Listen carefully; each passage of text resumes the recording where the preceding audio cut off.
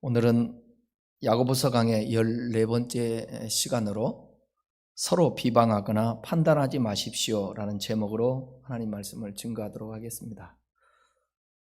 지난 2주 동안 살펴본 야고보서 4장에서 설명드렸듯이 먼저 1절에서 5절까지는 서로 싸우고 다투는 것은 하나님의 뜻을 거스르는 것인데 바로 세상 정욕 때문에 그런 일이 생긴다고 말씀하고 있습니다.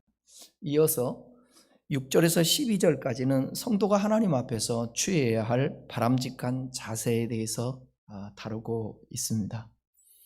그 중에 6절에서 10절은 하나님과의 관계에서 겸손해야 되고 또 회개하는 자세로서 하나님께 가까이 해야 될 것을 권면하고 있습니다. 오늘 살펴볼 11절에서 12절은 성도 상호 간의 관계를 강조하면서 서로 비판하거나 판단해서는 안 된다는 것을 권면하고 있습니다. 저는 아직도 이 조국 대한민국이 많이 좋아지긴 했지만 이번 대선 전국을 보면서 아쉬운 점이 있다면 그것은 어떻게 하면 좋은 정책으로 나라를 위하고 국민을 위할 것인가에 대한 초점이 아니라 후보들 상대들을 해서 또 같은 당원 동지로서 서로를 비방하며 네거티브로 선거를 이기려고 하고 있다라는 것을 보면 참 안타까움을 금할 수가 없습니다. 기독교 세계관과 너무 동떨어져 있음을 알 수가 있습니다. 성경은 비판하지 말고 남을 나보다 낮게 여기라고 말씀하고 있습니다. 오늘 본문에서 특별히 그리스도인 성도 간에 비방하지 말 것을 말씀하고 있는데 우리가 살아가는 삶의 현장에서 이 비방하고 험담하고 그러므로 인하여서 죄라는 게 있는데 그게 명예훼손죄입니다. 명예훼손이라는 것은 말이나 글로써 타인의 사회적 지위, 인격 등을 해를 끼쳐서 손해를 입히는 행위입니다. 다른 사람의 인격적 가치를 침해하는 행위를 일컫는 것입니다. 고대 로마법에서도 발견될 만큼 역사가 깊습니다. 누군가의 비방이 누군가의 명예를 실추시키고 때로는 여러분 그런 명예훼손 때문에 죽음에 이르게도 한다라는 사실을 우리는 너무나도 잘 알고 있습니다. 특별히 연예인들이 부정적인 그 댓글 때문에 상처를 받고 스스로 목숨을 끊는 그런 사람들도 참 많이 있습니다. 여러분이 뉴스를 들어서 잘 알고 매스컴을 통해 접해서 잘 아시지만 여러분 생각해 보세요. 한 여인으로서 국가의 군인이 되어 부사관이 되고 장교가 되고 그 얼마나 명예로운 것입니까? 그런데 그 명예를 실추시키면서 여자라는 그 나약한 나약하게 보면서 힘이 좀 있다고 위력을 사용해서 사람들을 성폭행하고 여인들을 명예를 완전히 실추시키는 그런 일들이 얼마나 많은지 이 세상에도 비방과 비판 그런 것들 때문에 누명을 쓰고 있는 사람도 있고 억울한 사람도 있고 그래서 밖에 나오지 못하고 집안에서 꼭꼭 숨어서 정신적인 고통을 당하는 사람들도 있다라는 사실입니다. 비방은요 관계를 깨트리고 믿음을 상실하게 한다라는 사실을 우리는 알아야 합니다. 제가 설교를 준비하면서도 다짐하고 올 한 해도 하나님께서 저에게 주시는 마음, 사인하는 마음이 연말부터 있었는데 그래 항상 침묵하고 사람들을 축복하고 비방하지 말고 판단하기보다 이해해주며 기도해주는 그런 종이 되어야 되겠다라는 마음을 하나님이 주셨는데 설교를 준비하면서도 더 그런 마음을 갖게 되었습니다. 여러분 오늘도 이 말씀을 함께 나누면서 여러분은 누구도 험담하거나 비판하거나 판단하지 않을 수 있는 그런 영성을 가질 수 있기를 간절히 축원합니다. 11절을 함께 같이 읽어보겠습니다. 형제들아 서로 비방하지 말라. 형제를 비방하는 자나 형제를 판단하는 자는 곧 율법을 비방하고 율법을 판단하는 것이라. 네가 만일 율법을 판단하면 율법의 준행자가 아니요 재판관이로다. 여기 먼저 생각할 것은 형제들아 라고 시작하는 것을 우리가 볼 수 있잖아요. 형제라고 아무에게나 할 수 있는 거 아니지 않습니까? 이걸 보면 당시 교회 함께 공동체를 이룬 무리들을 말하는 거니까 교회 안에서 서로 비방하고 판단하고 있었다라는 것을 알 수 있습니다. 형제라는 이 호칭은 그리스도로 인하여서 맺어진 영적인 형제들, 곧 하나님의 자녀들을 가리킵니다. 이들은 그리스도를 통해서 맺어진 영적 공동체로서 그리스도 안에 있는 지체입니다. 형제, 아델포스, 지체입니다. 그런 형제를 서로 비방하지 말고 판단하지 말라고 말씀하고 있는데, 여기서 비방이라는 단어는 헬라어로 보게 되면 카탈랄레오라는 남을 욕하다의 카타랄로스에서 유래한 말인데, 뭐뭐에 반대하다, 쳐서 말한다, 나쁘게 말한다, 그런 의미를 갖고 있습니다. 형제의 약점이나 허물을 들추어서 험담하거나 공격하는 언어폭력을 말합니다. 언어폭력은 매우 우리가 살아가는 이 세상에 너무나도 많습니다. 그 언어폭력으로 인하여서 평생을 상처를 가지고 성격 장애를 갖고 살아가는 사람도 있다라는 것입니다.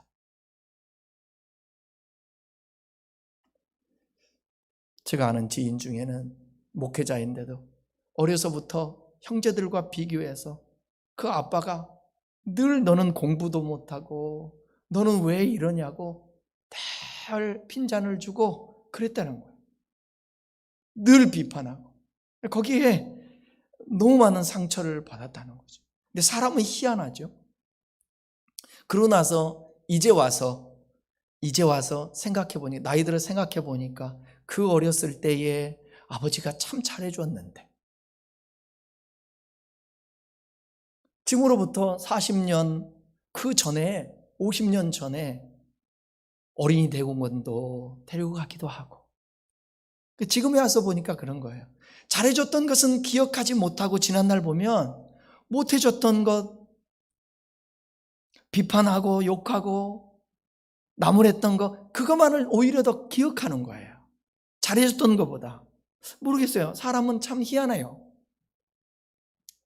판단이라는 단어는 헬라어로 크리노인데 남의 말을 비난하고 헐뜯는 것을 말하는 것입니다. 우리 4장 앞절에서 6절과 10절에서 야고보가 교만하지 말고 겸손하라고 했어요. 근데 갑자기 형제를 비방하지 말고 판단하지 말라고 한 그 이유가 무엇이겠습니까? 비방과 판단은 자신이 높은 자리에서 다른 사람들을 낮게 평가할 때 나타나는 것이기 때문에, 다시 말해서 비방과 판단은 교만의 표현입니다. 교만의 표현이 비방하고 판단하게 된다는 거죠. 야고보는 형제를 비판하고 판단하는 교만에 빠지지 말고 겸손하라고 말합니다. 여러분, 비방하는 것은 신뢰를 깨트린다는 사실을 기억하셔야 합니다. 미국의 전문기관에서 비방이 어떻게 확장되는가를 실험했습니다. 한 가정을 대상으로 실험을 했는데 5 식구가 모여 사는 가정에서 막내가 없는 사이에 엄마가 막내 아이를 밥을 먹으면서 비방을 합니다. 이 애는 늦잠도 자고 식사 시간에 소란하고 참 막내 때문에 온 가족이 피해를 많이 보고 있다, 그렇게 말을 했어요, 엄마가. 그랬더니 아버지가 금세 동조하고 거들었습니다. 그리고 형과 누나들도 같이 비방을 하더라는 것입니다. 이렇게 되면 이 4명은 비방을 통해서 연합이 됩니다. 금세 친해지게 되죠. 하지만 시간이 좀 지나면서 내가 없을 때 아버지도 내 욕을 하겠구나, 엄마도 마찬가지고 형과 누나도 그렇게 할 것이다 라는 생각을 하게 되는 순간 서로의 신뢰는 깨어지는 것입니다. 그러므로 내 앞에서 남을 비방하는 사람은 내가 없는 데서 나를 비방할 수 있다라는 것을 알아야 합니다. 그러니까 여러분, 나도 비방하지 말고 판단하지 말아야 되지만 비방하고 판단하는 사람을 가까이 하면 그 사람은 분명코 내가 없는 데서도 나를 비방할 수 있다라는 것을 여러분 아셔야 돼요. 두 번째로 생각할 것은 형제를 비방하고 판단하는 것은 오늘 성경에서 뭐라고 얘기하느냐?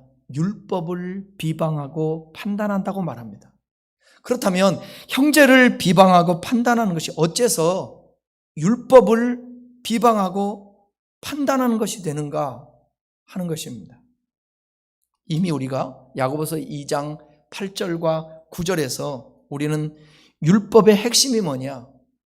사랑이라고 그랬어요. 그 사랑은 최고의 법이라고 살펴봤습니다. 야고보서 2장 8절 9절을 한번 함께 보겠습니다. 너희가 만일 성경에 기록된 대로 내 이웃 사랑하기를 내 몸과 같이 하라 하신 최고의 법을 지키면 잘하는 것이거니와, 만일 너희가 사람을 차별하여 대하면 죄를 짓는 것이니 율법이 너희를 범법자로 정죄하리라. 여기서 율법은요, 분명 모세의 율법을 가리킵니다. 하나님은 시내산에서 모세를 통하여 이스라엘 백성들에게 십계명을 주었습니다. 이 율법은 모세에 의해서 출애굽기와 레위기와 신명기에 기록됐습니다. 그리고 신약에 와서 예수님은 이 율법의 본질을 두 가지로 나누었죠. 이 마태복음 12장 28절부터 이하에 보게 되면, 첫째는 하나님을 마음과 목숨과 뜻과 힘을 다하여 사랑하는 것이고, 둘째는 이웃을 자기 몸과 같이 사랑하는 것이다라고 말했습니다. 그러니까 비방은 사랑을 핵심으로 한 율법을 판단하는 것입니다. 이런 의미에서 형제를 비방하고 판단하는 것은 율법을 비방하고 판단하게 된다는 것이죠. 형제를 비방하고 판단하는 것은 결국 우리가 율법의 준행자가 아니라 재판관이 된다는 거예요. 우리는 하나님이 말씀하신 십계명, 하나님이 말씀하신 하나님 사랑, 이웃 사랑을 준행하는 자이지 감히 재판관으로서 그것을 판단하는 자가 아니라는 것입니다. 그리스도인들은요, 하나님이 주신 율법을 늘 준행하는 자리에 있는 존재라는 사실을 자기가 인식을 해야 합니다. 그런데 만약 그런 자가 율법을 판단한다면 그는 율법의 준행자로서의 위치를 거부하는 것이고 재판자로서 서겠다고 하는 것이나 다름이 없다라는 것입니다. 그러니까 엄밀한 의미에서 오직 하나님만이 가능한 율법의 재판자의 자리에 자신을 올려놓는 자는 하나님과 대등해지려는 자이며, 그것은 누가 그랬어요? 사단이잖아요. 사단이 가졌던 교만한 마음을 가진 것과 같다라는 것입니다. 사단은요, 하나님과 같은 자리에 서고자 하는 욕망을 품다가 하늘에서 쫓겨받았어요. 쫓겨났어요. 그런 그가 창조 이후에 인간을 교만을 갖다가 불어넣어 인류 최초의 죄를 저지르게 만들었다는 것입니다. 비방하고 판단하는 것은 이와 같이 교만한 것이며 하나님을 대적하게 되는 것입니다. 그러니까 우리가 그냥 단순하게 비방하지 말아야지, 판단하지 말아야지가 아니라 율법에서 말하고 있는 사랑하라 했는데 비방하는 것은 율법을, 판단하는 것은 율법을 비방하고 판단하게 된다는 것입니다. 판단은 누가 하는 거라고 그랬어요? 우리가 하는 게 아니에요. 판단은 하나님이 하신다. 12절을 같이 읽어보겠습니다. 입법자와 재판관은 오직 한 분이시니 능히 구원하기도 하시며 멸하기도 하시느니라. 너는 누구이기에 이웃을 판단하느냐?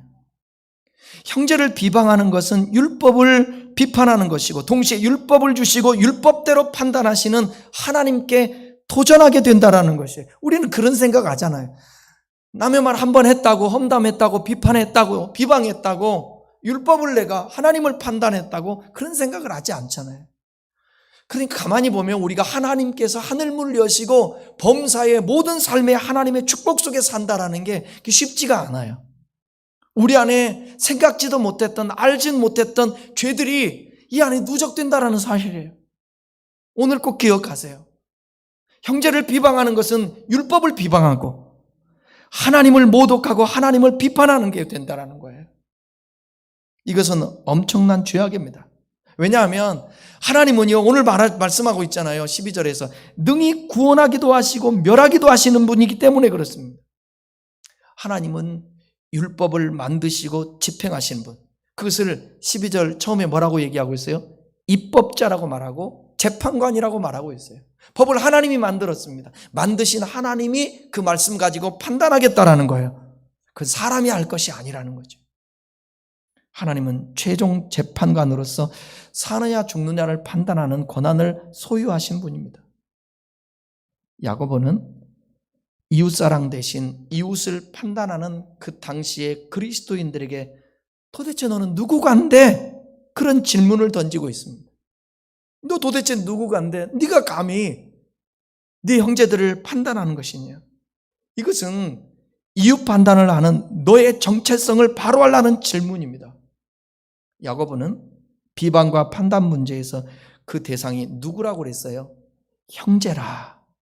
형제라는 점을 우리는 그것이 율법을 비판하는 것이고 율법을 주신 하나님께 도전하는 것이고 그것이 비방하고 판단하는 너의 정체성에 어긋난다는 점을 지적하고 있습니다. 맞죠? 지금 제가 계속 수요일날 말씀 나누면서 그 얘기하죠.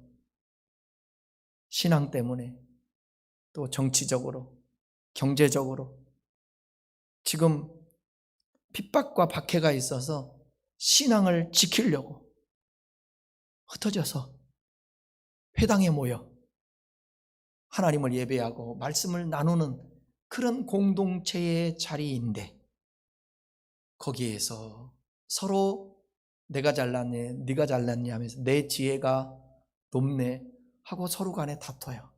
서로 간에 싸워요. 그리고 차별을 해요. 그리고 오늘 말씀처럼 비방을 하고 판단을 해요.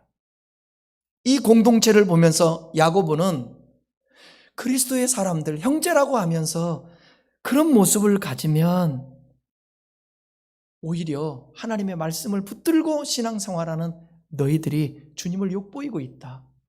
그렇게 말하고 있는 것입니다. 형제를 바로 알고 나를 바로 알며 율법을 바로 알고 하나님을 바로 안다면 비방하고 판단하는 죄를 범하지 않는다라는 것을 말씀하고 있는 것입니다. 율법의 재판관이 되는 것은 율법을 주시고 율법을 따라 판단하시는 하나님을 무시한다. 우리 그거 기억하시나요? 이 세상에 존재하고 있는 모든 사람들은 하나님의 형상을 닮아 창조되었다는 거예요. 하나님. 특별히 그리스도인들은 예수님을 구주로 영접하여 죄사함 받고 거듭난 사람들, 하나님의 자녀 아닙니까? 그런 하나님의 형상을 회복한 사람들을 비방하고 판단한다는 것은 그것은 주님을 판단하는 것이에요. 예수님이 그 말씀 하셨잖아요. 마태복음 25장에서 소자에게 한 것이 나에게 한 것이다. 그러니까 여러분, 누군가에게 상처를 주었다라는 것은 그 천하보다도 귀한 영혼이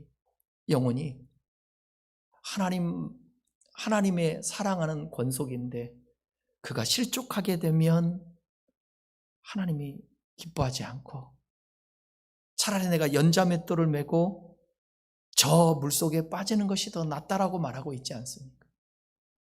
그렇다고 한다면 우리가 그냥 평상시 같이 말씀을 우리가 전하고 듣지만 우리 하나님 앞에 깊이 회개할 것들이 있어요. 하나님, 혹여 나의 말에 대한 비판 때문에 나는 지금 알지 못하고 그 상대방이 표현하지 않아서 그렇지 그것 때문에 이 마음에 상처를 갖고 표현하지 않지만 고통 가운데 있을 수도 있다는 거죠. 예수 믿는 사람들의 그 잘못된 말들 때문에 오히려 하나님께 나가는 예수 믿는 사람들이 그런다고 하면서 실족된 사람들도 없지 않아 있을 수 있다는 거예요. 그래서 저와 여러분들이 주님과 동행하며 늘 사람들은 그래요. 왜 주님 내 안에 계시는데 왜 주님 나와 함께 하신다 그러면서 나를 위해 십자가에서 죽기까지 나를 사랑하신다 하면서 왜 나의 삶을 이렇게 고통스럽게 하고 복을 안 주냐고 그렇게 말씀하는데 그건 이미 하나님에 대한 이해가 부족하고 영적으로 이게 닫혀있기 때문에 그래요. 아직 어린아이이기 때문에 그래요. 부모의 심정을 모르니까 왜 나를 나눴냐고 그러잖아요. 이게 좀 사춘기 돼가면서 초등학교 때 자기 원하는 대로 안 되면 우리 안에 한 번쯤 오늘 이 말씀을 들으면서 내가 사람들에게 나의 말로 나의 어떤 표현으로 혹시 상처를 주지 않은 그게 여러분 어쩌면 가장 가까운 사람일 수 있어요. 가족일 수도 있고요. 근데 몸을 맞대고 사는 사람일 수도 있고요. 그래서 우리들이 진짜 잘못했으면 잘못했다고 서로 시인하고 지금이라도 우리 주님은 언제나 우리를 고백하고 그러면 미쁘시고 의로우사 깨끗게 해주시고 회복시켜 주시니까 그리고 온전한 턴을 하는 이제 지금까지 그렇게 살았다고 한다면 지금부터라도 예수 믿는 사람들의 가장 변화된 모습은요 말이래요. 말이 변화되지 아니하면 그 사람은 진정껏 변화되지 않았다는 거예요. 맞습니다. 진짜 변화가 되면 말이 달라지게 되어 있어요. 저를 봐도 그런 것 같아요. 우리 모두는 정도의 차이는 있지만 스스로가 감지를 해야 돼요. 아, 나의 삶 속에서 나의 입술의 말들을 통치받고 있는가? 순간 놓쳐서 어떤 잘못된 말을 했는데 곧바로 하나님 제가 하지 말아야 될 말을 하고 남을 비판하고 판단하고 욕을 하고 그랬습니다. 주님 용서해 주십시오. 이렇게 할 수 있다면 그 사람은 그래도 복인 거예요.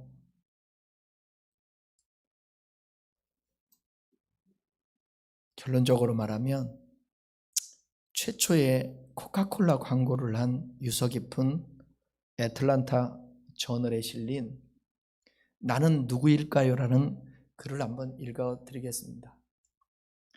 나는 누구일까요? 나는 포탄의 파편보다 치명적입니다. 나는 상대를 죽이지 않고도 이길 수 있습니다.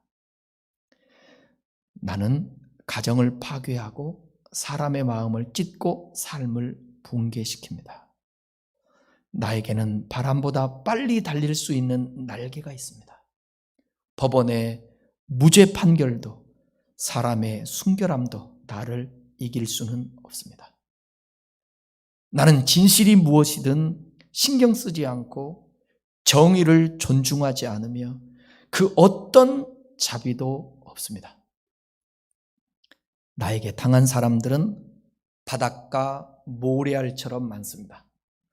나는 희생자들을 결코 잊는 법이 없고 용서하는 법도 없습니다. 내 이름은 험담, 가십입니다. 다른 사람의 험담은 가끔 할 수도 있는 말이 아닌 무조건 해서는 안 되는 말입니다. 다른 사람의 험담은 진실이든 아니든 무조건 좋지 않은 결과를 초래합니다. 사실이다 할지라도 그것이 그 사람을 죽일 수도 있으니 상처를 들추기고 공격하는 악한 본성을 우리 안에서 버려야 합니다. 이것은 훈련하지 않으면 안 됩니다. 어쩌면 오늘 한번 설교 들었다고 해서 설교하는 저나 여러분들이 완전히 그렇게 할 수 있다고 저는 생각하지 않습니다. 그러나 오늘 들은 말씀을 이 마음판에 새기고 이 생각에 두어서 조금씩 묵상해 가면서. 그래서 저는 여러분 제안을 드리고 싶어요. 날마다 남유에서 기도하고 그 나라와 그 일을 구하라고 그러니까 중보 기도하다가 여러분 기도 못하고 그러면 여러분 변화 안 돼요. 나의 가지고 있는 약점, 문제, 고민, 해결하고 싶은 것, 나의 인격, 성품, 그걸 진지하게 놓고 기도하는 것입니다. 혈기가 많은 사람들은 혈기를 놓고 늘 묵상을 해야 합니다. 누구를 만나기 전에 혈기 부리지 말아요. 이 안에 욕망이 많은 사람, 내려놓지 못하고 계속해서 욕심을 가지고 뭔가 되어지고 싶고 성취하고 싶은 사람들 묵상해야 합니다. 항상 생각해야 됩니다. 입술로 고백해야 합니다. 그런 기도들을 여러분 위해서 많이 하십시오. 시간을 짬내서라도, 운전하면서라도, 어디서라도 여러분이 이 마음의 속에 있는 것들을 꺼내서 하나님 앞에 고백할 수 있기를 바랍니다. 한 심리학자의 말을 빌리면 사람들은요 항상 비교 우위에 서고 싶어 하기에 칭찬과 위로보다는 문제를 찾아서 비방하고 판단하는 일에 익숙하다고 합니다. 항상 저 사람보다 높고 싶고 시기하는 마음, 질투하는 마음이 있고 저 사람보다는 나아야 돼. 그렇기 때문에 좋은 말 하기보다는 늘 비방하고 그렇죠. 근데 우리 주님은 축복하래요. 선대하래요. 우리 그런 사람으로 살아가십시다. 저는 요즘 친구들에게 그렇게 얘기합니다. 동료들에게 그렇게 얘기합니다. 후배들한테도 누구한테도 만나는 사람한테 당신이라도 잘 되라고. 당신이라도 잘 되라고. 그래야 나중에 밥 한 끼라도 내가 얻어먹을 수 있지. 그게 여러분 농담 같지만 그건 진담이면서 그건 축복된 거예요. 여러분의 주변에 있는 사람이 못 되는 것보다 잘 돼야 되는 거예요. 못 되면 내가 힘들어지지 않아요? 다른 사람이 잘 되면 내가 좋아지지 않을까요? 그런 축복을 하면서 살 수 있는 그런 마음. 그래서 남을 축복할 수 있는 마음은 절대로 그 안에 비방이라든지 판단이라든지 있을 수가 없어요. 그래서 축복은 훈련하는 거예요. 주님의 이름으로 여러분을 축복합니다. 여러분도 축복하세요. 누구든지 잘 되라고 하고. 밑에 후배든 밑에 있는 사람들이 치고 올라오면 까불지 마. 그게 아니고 격려해주고 잘한다고. 여러분 언제나 격려하고 축복하는 사람은 항상 주변에 그런 후배든 누구든 친구든 사람들이 가까이해요. 우리 함께 스타디하는 그 친구들 중에 후배들이 있는데 친구들도 있고 후배들인데 후배들이 전화가 왔더라. 목사님 지잘거리면서 막 목회 이번에 제가요 목사님 이번에 목회 새롭게 한 번 또 해보려고요 마음 먹고 그러냐고. 잘했다고. 한번 오라고. 내가 맛있는 거 사줄 테니까 오라고. 예 알겠습니다 목사님. 축복하면요 격려해주면요 사람들이 편하게 다가와요. 저도 여러분들이 알다시피 차도남이라고 그러고 까칠하다고 그러고 근데 많이 이 차가운 것을 빼려고 부단히 많이 노력을 하고 있습니다.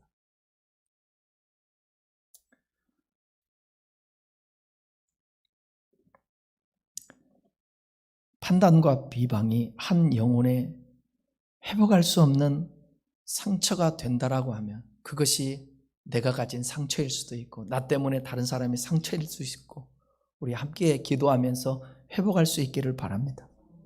여러분들이 누군가의 비판을 통해서 비방을 통해서 아픔을 겪었다면 그 상대방을 축복해 주며 용서해 주십시오. 그리고 여러분을 치유하십시오. 그리스도인들은 이웃을 비방하고 판단하는 위치에 있는 자들이 아닙니다. 그리스도인들에게는 이웃은 뭐냐? 사랑해야 될 대상인 형제인 것입니다. 형제. 그들이 마치 자신이 재판자요 율법의 입번자인 양 이웃이 되는 형제를 판단하는 것은 곧 자신의 정체성을 망각한 것이 되는 것입니다. 율법이 무엇인지를 깨닫지 못하는 영적으로 무지한 자들은 어떤 얘기를 해도 귀를 열지 않습니다.